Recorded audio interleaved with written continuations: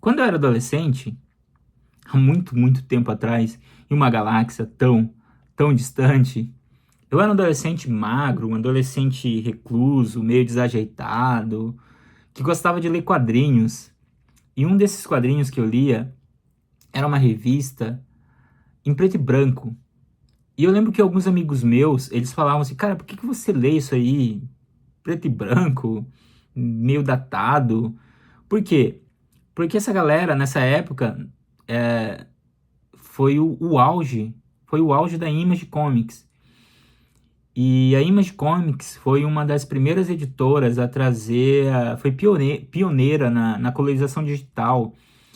E então tudo era muito berrante, muito cheio de highlight e o gibi que eu lia não, era um personagem que não tinha muito, não tinha nem poder, na verdade, cara. Era um personagem que não tinha poderes, era um personagem que resolvia tudo ali munido de uma espada, com selvageria, praticamente um bárbaro. Eu tô falando dele, cara, eu tô falando de Conan, né? Conan, o The Barbarian, né? O Conan o Bárbaro, que era tudo que eu não era, né? Conan era tudo que eu não era. O Conan era pegador, musculoso e um guerreiro, né?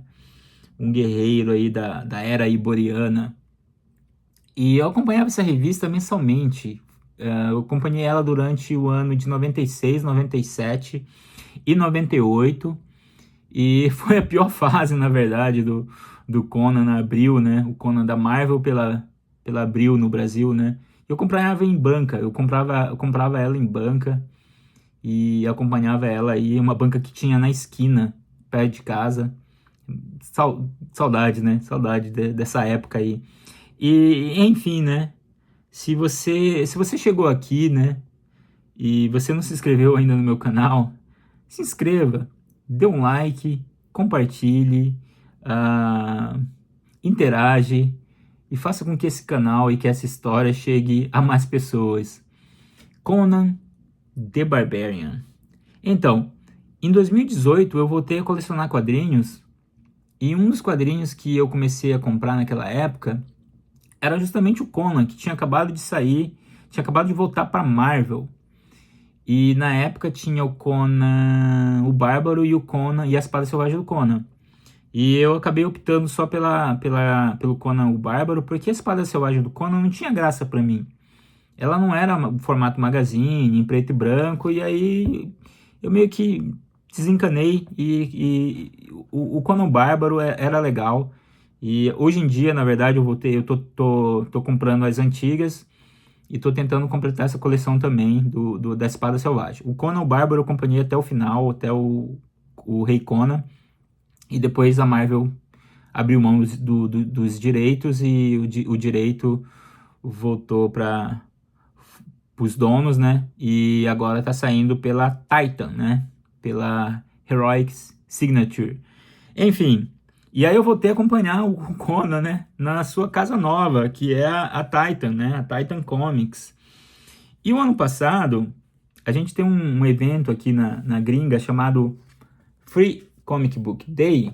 O ano passado eles deram um gibi de graça que é do Conan, que é o início de uma minissérie chamada Battle of the Black Stone, que é uma história muito interessante. E ela começa aqui, nesse gibi que foi distribuído de graça, que as pessoas pegam e às vezes vendem no eBay mais caro.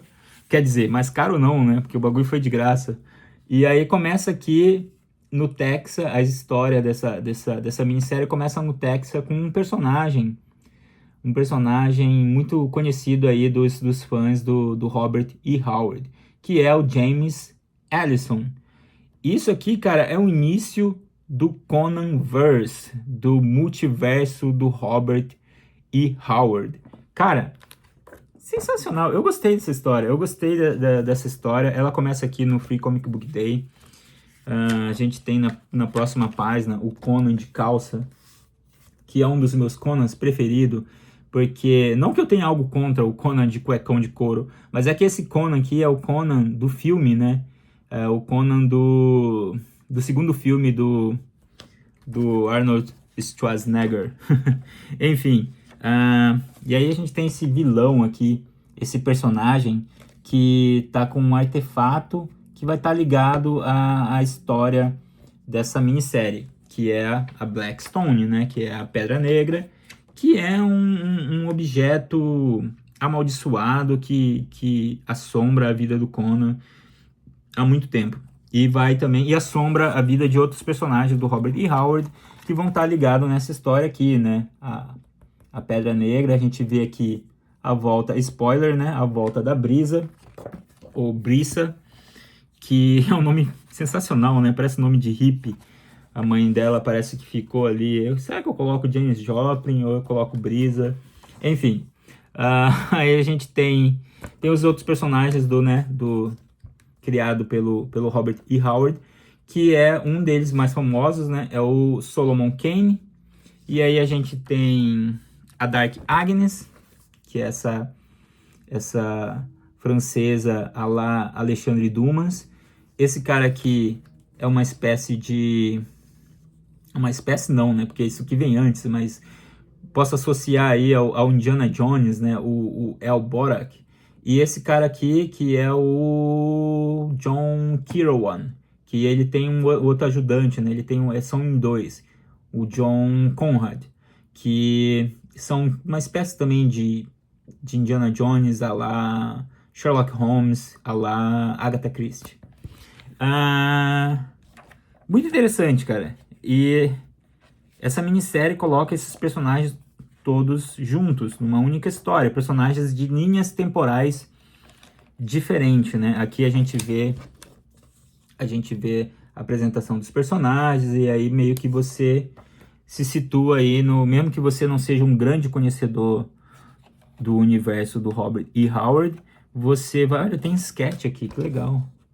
Você vai se situar e você vai curtir essa história do mesmo jeito. Ou não, não sei. Vai de você, que isso aqui vai estar chegando já já. Por quê? Porque ela começa aqui no Free Comic Book Day, né?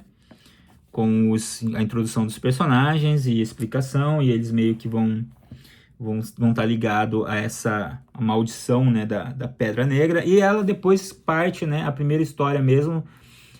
na verdade, ela começa ali, depois começa aqui também, e depois ela vai virar uma minissérie em 4 edições.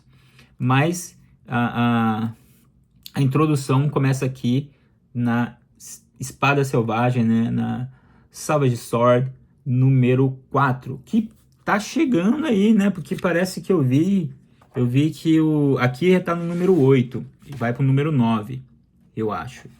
E aí no Brasil tá no número 3, então a próxima será essa aqui, né? A próxima será essa história.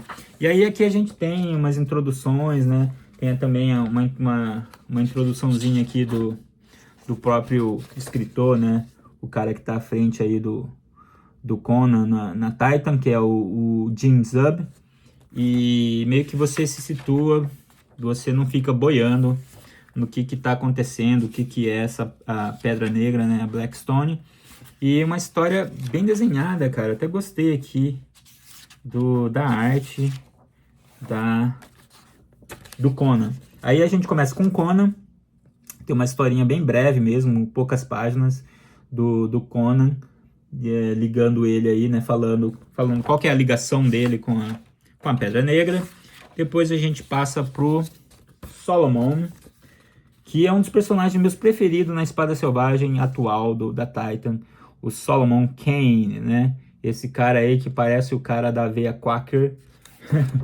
eu não gostava dele antigamente, cara, porque, eu sei lá, eu comprava Espada Selvagem do Conan, quando tinha historinha do Solomon Kane, eu ficava meio, cara, não, eu tô comprando Conan, o que é esse cara aí,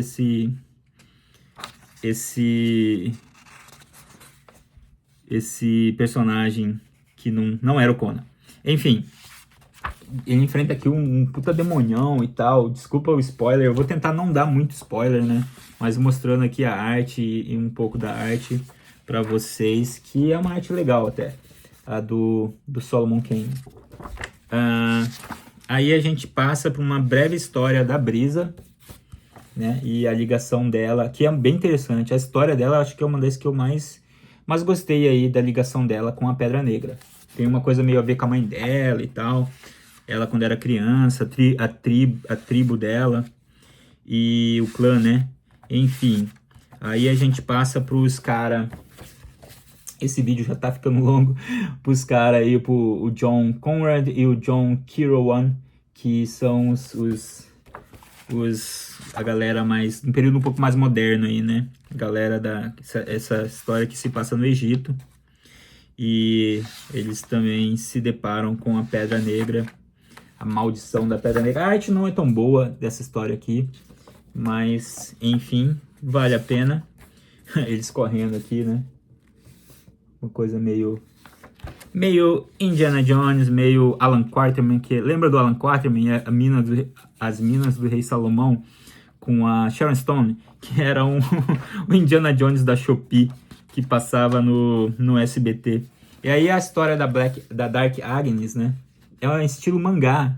Então a gente vê aí o Conan, multiverso do Conan, com uma arte em mangá. Eu gostei também dessa história aqui, da nossa amiga francesa aí, Alexandre Dumas. Ela é uma esgrimista, né? Acho que é isso que fala, a pessoa que luta esgrima. Estilo mangá, uma arte um pouco mais diferente, mas interessante também. E depois a gente tem o Elborak, né?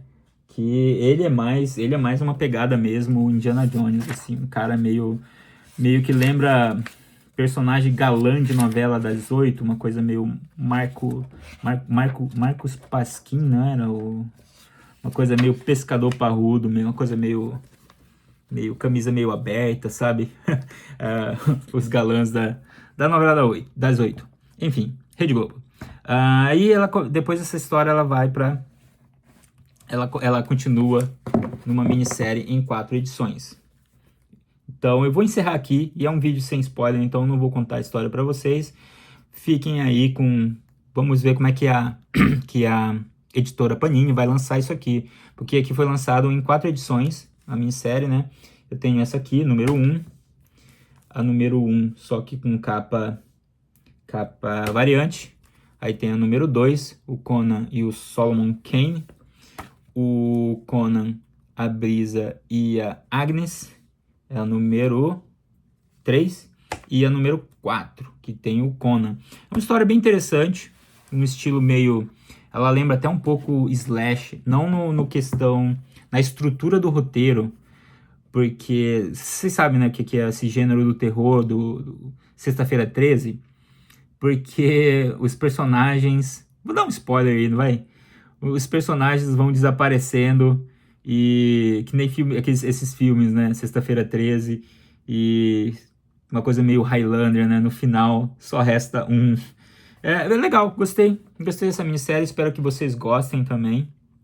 E é isso, cara. Conan tenho esse carinho pelo Conan, baseado aí na relação com a minha adolescência, né? Conan, ele me traz de volta essa memória da minha adolescência, que foi salva pelo Conan, né, cara? Se não fosse o Conan ali, eu ia ser um completo loser, mas eu tinha o Conan ali nos intervalos aí da escola aí, né, para ler essas aventuras, e me transportava para esse mundo de fantasia, de espada e feitiçaria, né, do Conan. Um abraço para vocês aí, Colecionation, e vamos ver como isso vai ser lançado pela Panini aí no Brasil. Até mais.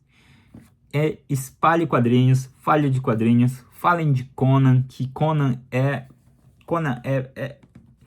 demais, cara. Conan é demais, é um personagem que eu tenho uma admiração muito grande. Um abraço a todos e até mais.